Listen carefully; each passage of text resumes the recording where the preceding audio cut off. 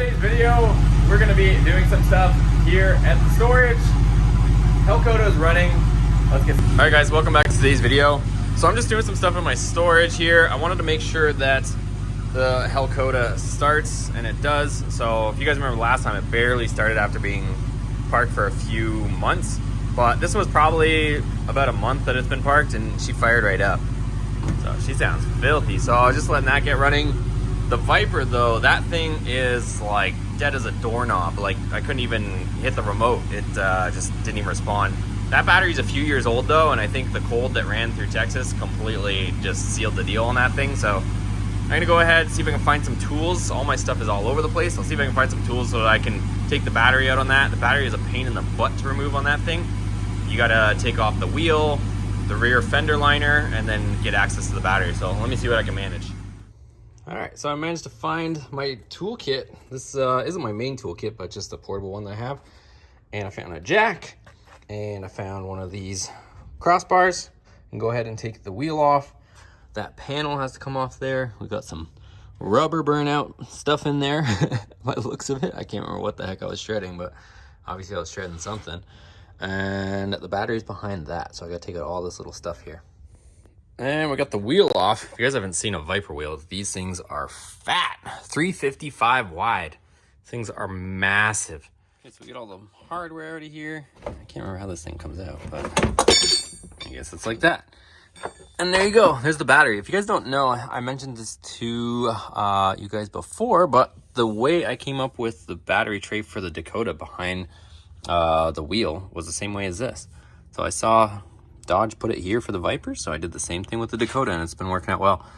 So let's see. I know that I got this 42 months free replacement. I guess I'll have to see when I bought this. Maybe we can go get a free one, because I know I replaced this a couple years ago, at least maybe 3, but if it's got a 4-year replacement, let's see. This should be fun to get out of here.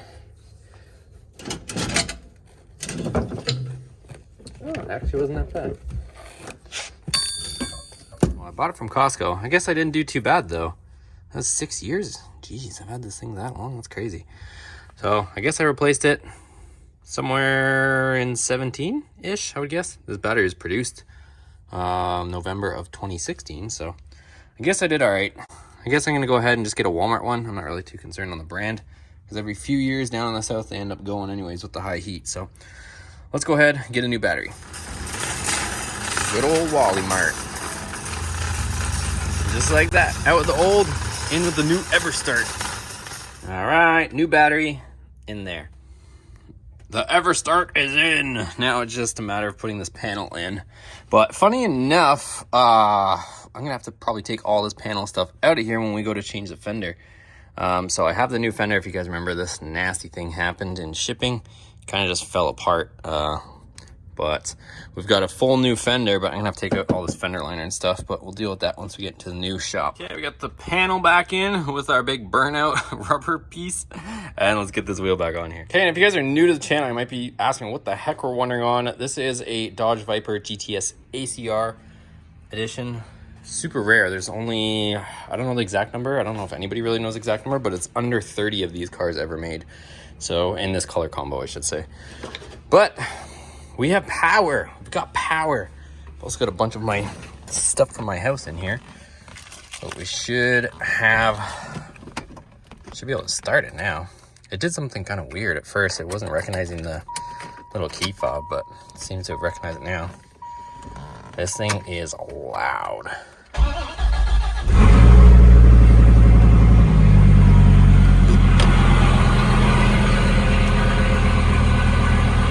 Sheesh.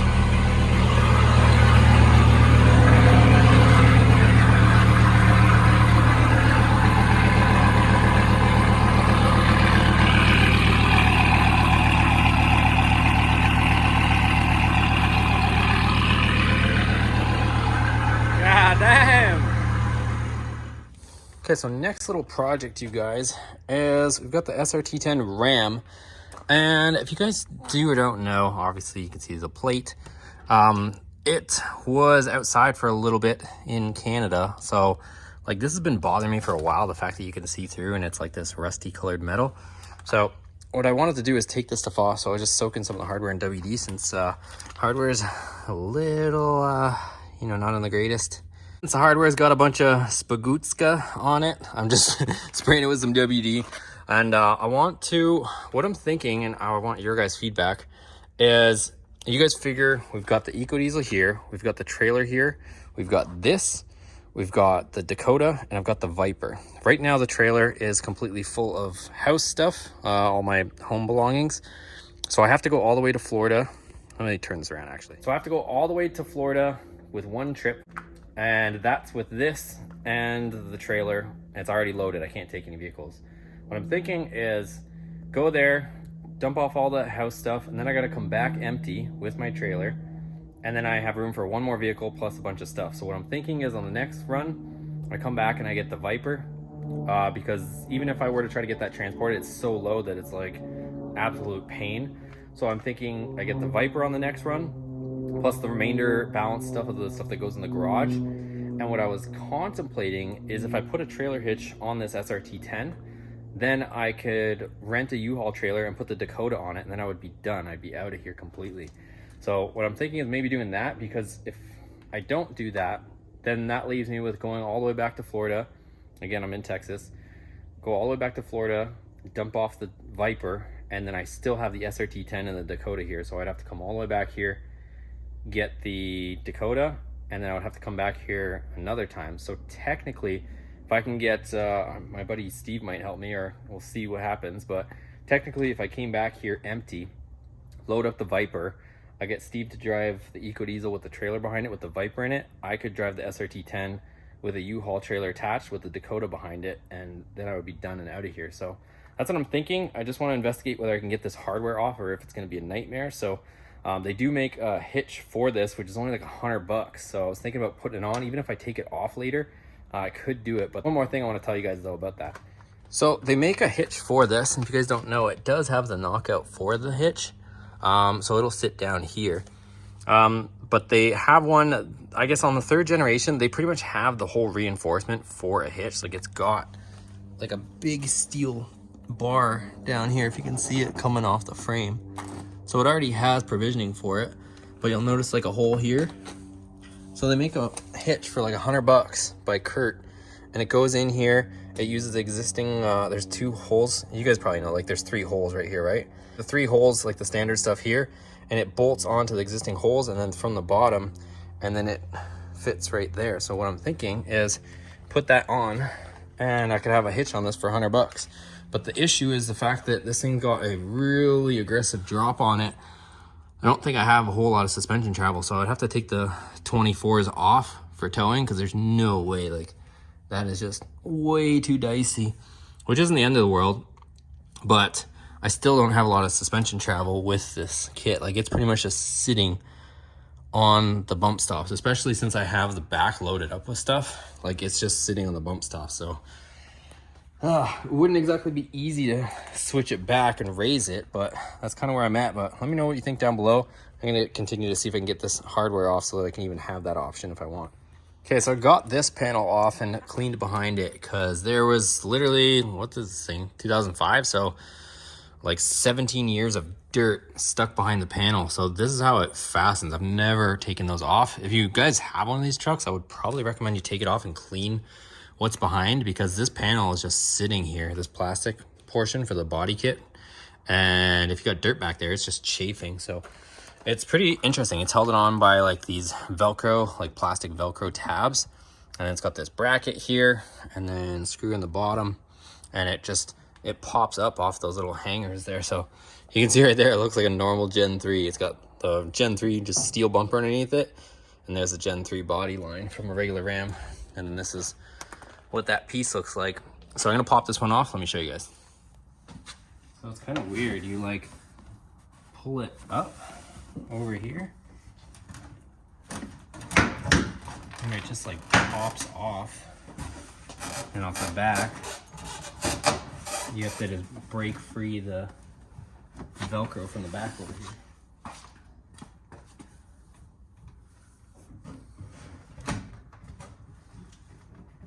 There you go.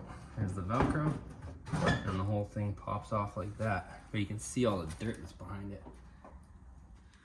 So that's what I meant, just like years of dirt just behind there. So I'm gonna clean it all up and then we'll see what's next. Okay, so it's got just the rest that's holding this cover on is just all these push pins here. You got one there, one on the underside, 1, 2, 3, 4, and then this cover should technically come off right here. So let me get 2 hands on it, but I'm gonna get this thing off. So yep, that's it. She just slips off like that and reveals underneath. This bumper is nasty underneath, you guys, so I want to take the bumper off at some point, but that time is not now. I don't know if I'm just gonna replace it, but like, since it's just kind of factory primered, like the moisture really got in at any of the ends right here where it was exposed metal and just kind of did its thing. So I might take it off, sandblast it, and repaint it black at some point. But what I wanted to do just right now is just the part that's exposed when you have the cover on right here. I just want to paint that part. So I got some black, satin black chassis paint. I'm just gonna paint that there. I just got some cardboard flipped up. The rest of it's kind of nasty. I was also thinking, like, it does technically have the bumper pull spot, so you could technically put a ball in that, but I don't know. Comment down below if you guys think that would suffice for pulling the Dakota behind it.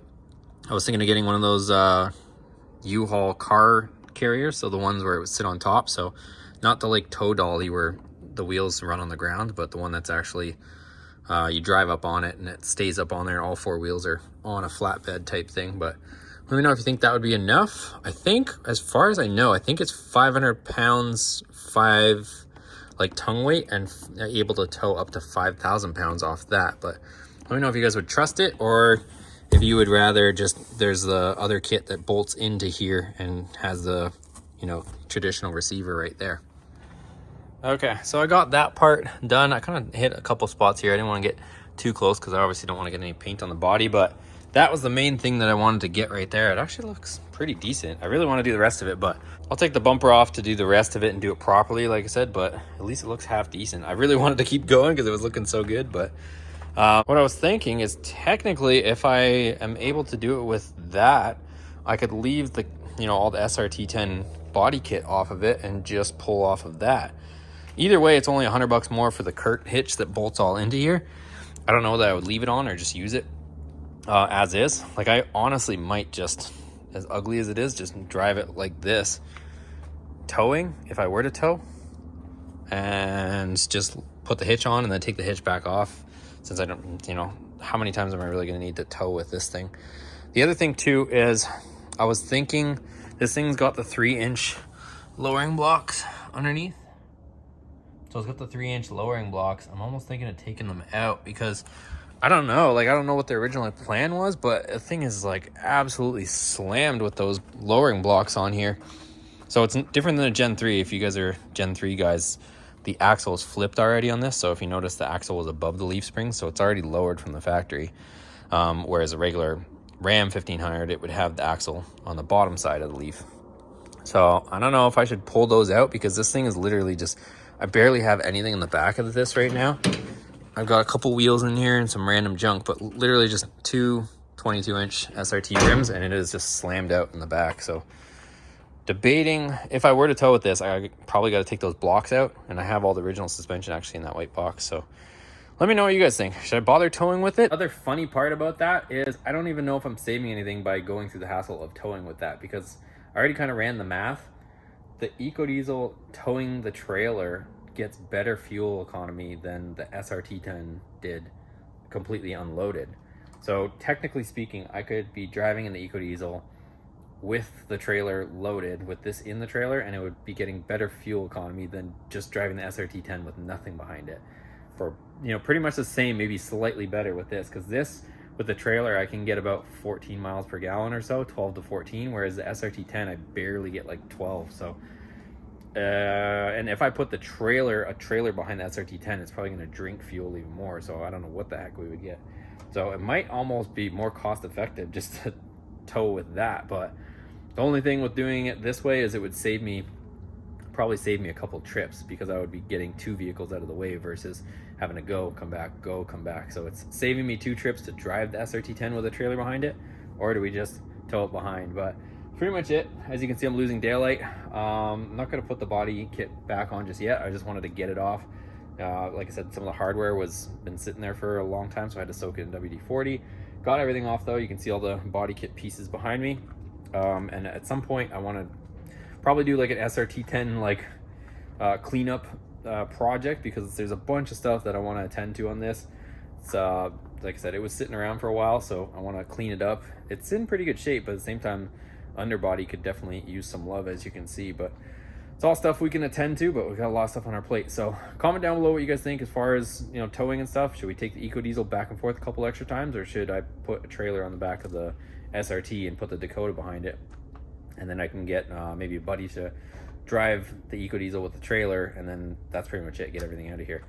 Let me know down below what you guys think. Another couple days, I'll be heading out of here with the Eco Diesel, and I'll be going to the new place. It looks like everything's a go, so I'm super excited. I'll share that with you guys as details arrive, but so far so good. Give it a thumbs up, subscribe, see you guys in the next video.